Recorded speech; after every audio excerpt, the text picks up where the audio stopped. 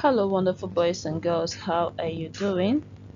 We're back to another tutorial video, and this time we're looking at our 6th-week work on religion and national values, and this is for those of you in basic 5. Yes, for those of you in basic 5. The theme we're looking at today is a Christian religious studies, and our topic is temptation and corruption. Without wasting much of our time, let's look at what we have as our objectives so that we will know how to focus and what our goal should be after this lesson. Learning objectives. By the end of this lesson, you, the learner listening to me right now, should be able to 1. Explain the term temptation and corruption. 2. Mention the various types of temptation and causes of corruption in the physical world. So let's look at the content of this particular lecture. Temptation. While I read, I'll explain. From what you have on your screen right now, it says that temptation means persuading somebody to act or do something which is usually wrong, unwise, spiritual. Let's go again. The act of persuading somebody to do something which is usually wrong, unwise, spiritually negative, or immoral. It is just a persuasion, and it is not the act itself. It is that thing that pushes you. It's a kind of motivation. It's not you doing it. When you're doing it, you're now practicing something else. Shh. When you're doing it, you're not practicing something else. But when something is pushing you to do that thing which is wrong, that thing is called a temptation. It is called what? A temptation. The Bible shows us or tells us that the Satan is the chief tempter. He has some affiliated agents such as human beings, ideas, and situations. Some human beings, that's why they say be careful of your peers. When we talk about the negative effect of peer group pressure, the peer group have a positive effect and also have a negative effect. When your peer group, when I talk about peers, I talk about your friends, the people you roll with, the people you relate with, the people you talk to, the people you move with, the people you imitate.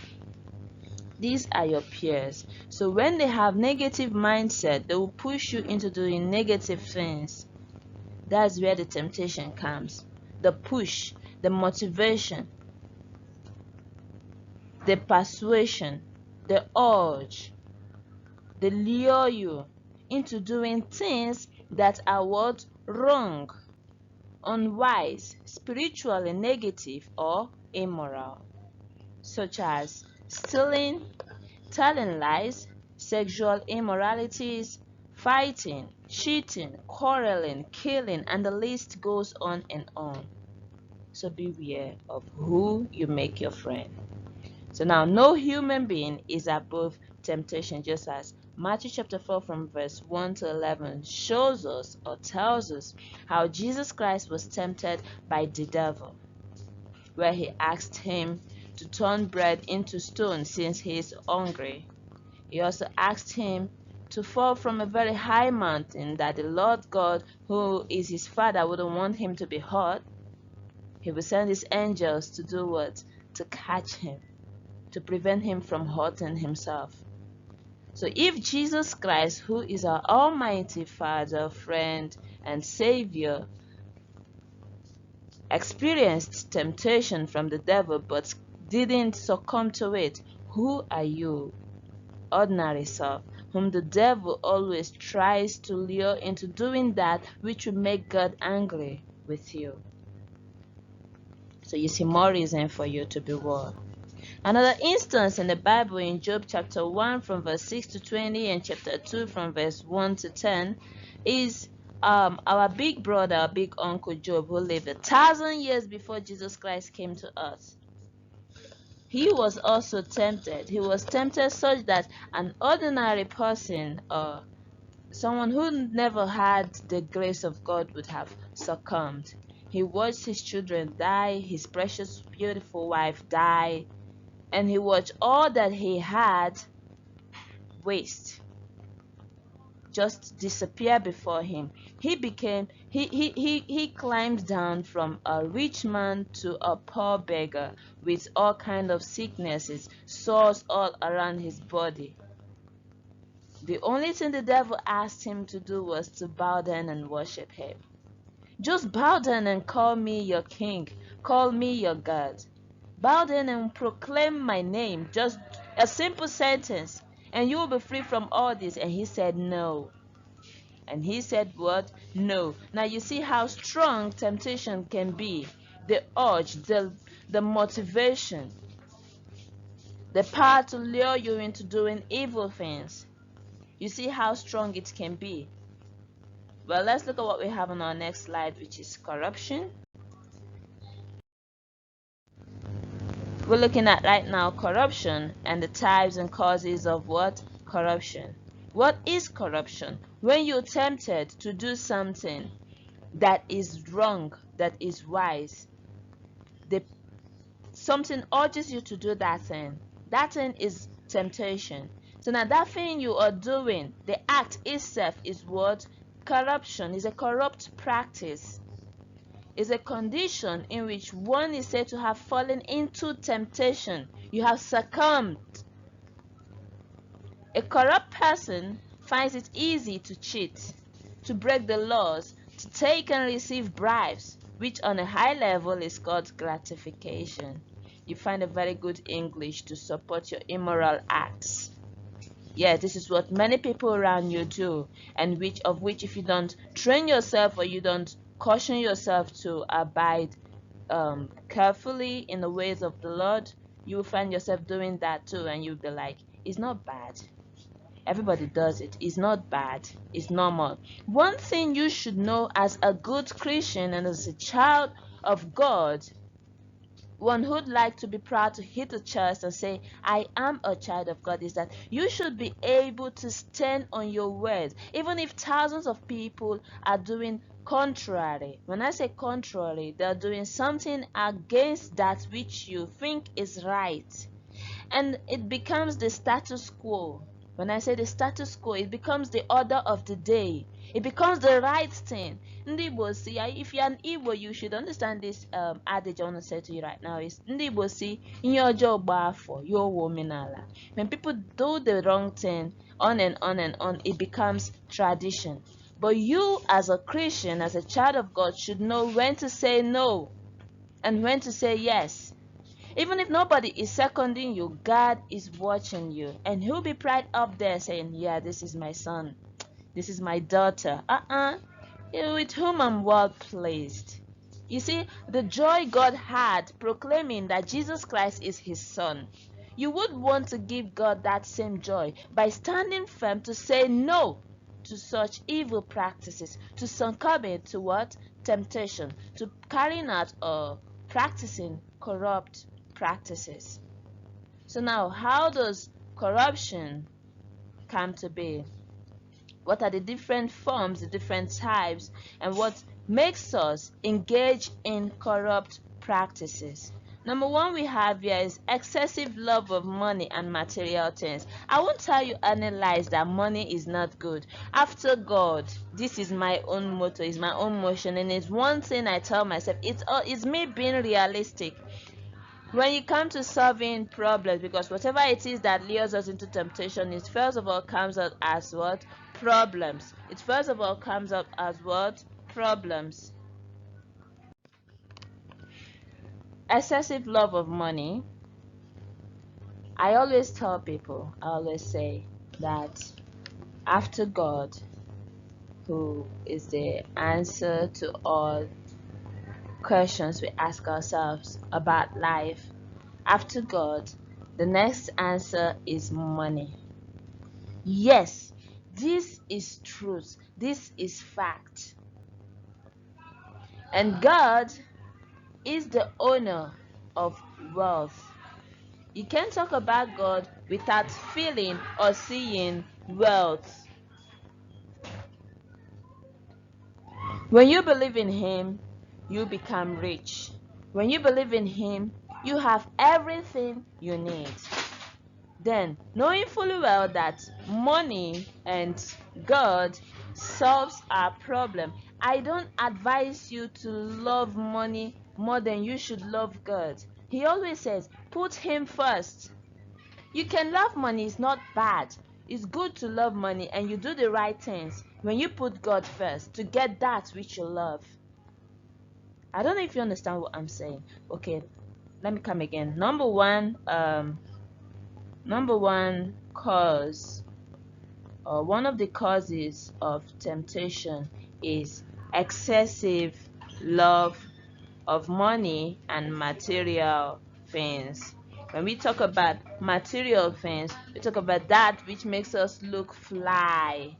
The cars, the nice clothes, Gucci, Dolce and Gabbana, all these expensive and exotic wears. We go to exotic places, we drink exotic drinks, we eat very, very classy food, we live fly, we look attractive, we become proud of ourselves because of the money and what we are enjoying. And this to an extent, when it is not controlled, possesses us, and it becomes a kind of we become like a pawn, a toy in the hand of what? Money and material things. It pushes you to do things. You no longer control it because you put money first. But when you put God first, God controls you. Do you get the point?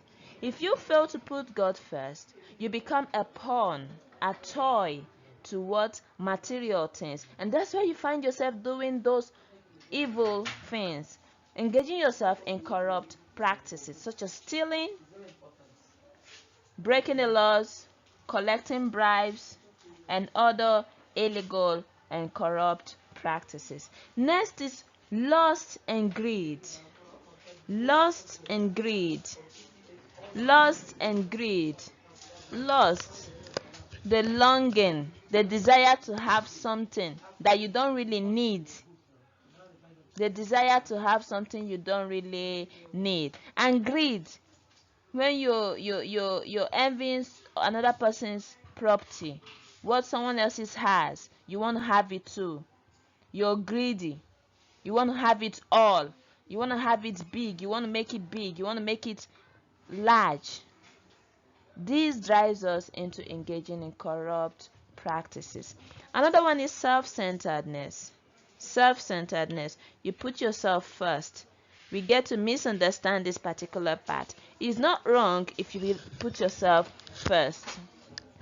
It's not an evil practice. It's not bad thing to consider yourself, because if you don't think of yourself, you will see yourself doing things that actually displeases you. You engage yourself in doing things that hurts you. But whatever you want to do, you look at yourself, you consider yourself and ask yourself, is this good for me? Is this good for my reputation? That is a healthy and positive self-centeredness. But we have a negative self-centeredness when someone is selfish. You want everything for yourself. You want everything good for yourself. You don't put others into consideration. What other people feel don't matter to you. You don't care how they feel. What you're concerned about is what? Are you satisfied? They should pay. I will collect huge amount of money from them. Even if they cannot afford it, let them go and sell their lands. If they can't afford it, let them go and beg. This is you being selfish. You not considering others. And God said, whatsoever you do unto your brethren or your sisters, that you do unto me. So if you act evil unto your brethren and your sisters, you're being evil to God. So you ask yourself, am I doing the right thing? Or am I succumbing to temptation? thereby engaging in corrupt practices. You see the chain there between temptation and corruption. They lure you, temptation lures you into doing the wrong thing, which is a corrupt act. Next is unemployment. Like I said on our number one, that love of money. There, I talked about the value of money in the country or where we find ourselves right now. We need money to feed, we need money to shelter, we need money to clothe, we need money to satisfy our physiological needs. Even the other needs, the need for love, the need for status, ego, we need money so that people will respect us. So now when you don't make money, how do you satisfy your needs? How do you meet up with what you have to achieve? How do you do that? You see, unemployment, when someone is not employed, they lack money. They don't have a source of income. So thereby, they start engaging in corrupt practices such as kidnapping. They take a wealthy man's child and ask a wealthy man to pay a particular amount as ransom to free the child. This is a temptation. Unemployment is a temptation, and it causes corruption. Keeping bad companies. I said this earlier on about your peers, your friends, who you go with, who you move with. Who are they? Are they those that have positive mindset, or are they those that have a negative mindset? Do they push you? How do you identify them? By what they do, what they say, what they lead you into doing. By the end of the day, you ask yourself, oh God, I didn't know when I did this. Oh, they made me do this. On my own, I wouldn't have done it. Do you see yourself in such circle? These are bad companies. They lure you into engaging in corrupt practices. Next is alcoholism. After the devil feared this guy, alcohol. You will do something, and when you gain back your consciousness, you will want to kill yourself. Yes, alcoholism, taking too much alcohol, getting high and tipsy. At the end of the day, you will lose your consciousness and you start acting unconsciously. And what you are doing is definitely a bad thing. A drunkard or a drunk rapes people, and when he's on his right senses, he wouldn't want to rape someone. But because he's no longer in control of his senses, he engages in different bad practices. And from alcoholism, you get what? The wrong friends. Because those who drink too much, they think less. They think less. Like to say that too much of everything is not good.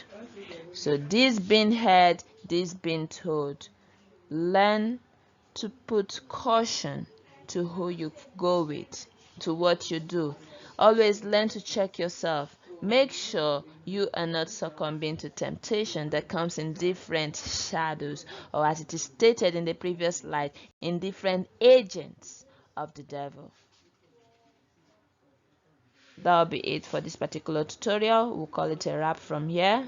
Have a nice day. See you in another tutorial video. Bye for now.